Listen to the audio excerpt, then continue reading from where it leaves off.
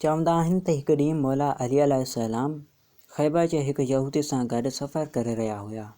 कुझु वक़्तु गुज़रण खां पोइ ॿई हिकु दरिया जे किनारे ते अची पहुता। हाणे दरिया पार करण जे लाइ न को वेझाणी में पुल हुयो ऐं न ई को ॿियो वसीलो, जॾहिं त उहो यहूदी मौला अली अलैहिस्सलाम खे न सुञाणींदो हुयो।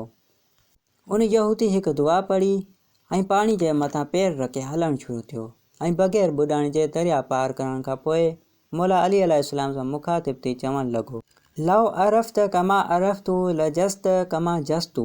जेकॾहिं तव्हां उहो ॼाणो हा जेको आऊं ॼाणां थो, ईअं गुज़री अचो हा जीअं आऊं गुज़री आयुसि, ऐं तव्हां बि आसानी सां हिन पाणी खां गुज़री अचो हा ऐं ॿुॾण खां बची वञो हा।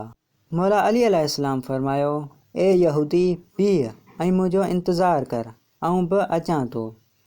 मौला अली अलैहिस्सलाम अलाह साईं खां ख़ुसूसी दुआ घुरी ऐं इज़्न ख़ुदा सां पाणी ते क़दम रखियो ऐं पाणी जे मथां हलणु शुरू कयो ऐं ॿिए किनारे ते पहुची वियो। उहो यहूदी वॾे ताजुब में पइजी वियो ऐं मौला जे हथनि ऐं पेरनि ॾांहुं ॾिसंदो रहियो। जेतोणीकि हू मौला खे न सुञाणींदो हुयो, पोइ बि मौला जे पेरनि ते किरी पियो ऐं अर्ज़ु कयो, ए जवान, अलाह जे वास्ते मूंखे ॿुधा, हीउ छा माजरो आहे जो तव्हांजे पेरनि हेठां पाणी पथर वांगुरु सख़्तु थी वियो ऐं तव्हां पाणी जे मथां हली करे हिते पहुची वियो।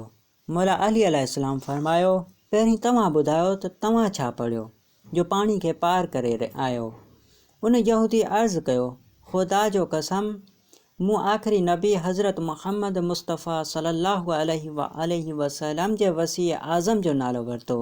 उन नाले जे सदके अलाह साईं मूं ते लुत्फ़ कयो ऐं मूं पाणी पार करे हलियो आयुसि।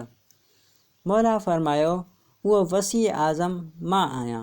उन यहूदी चयो, यकीनन तव्हां सचा आहियो, ऐं इस्लाम क़बूल कयईं ऐं मौला अली अलैहिस्सलाम जे साम्हूं मुसलमान थियण जो शरफ़ हासिलु थियसि।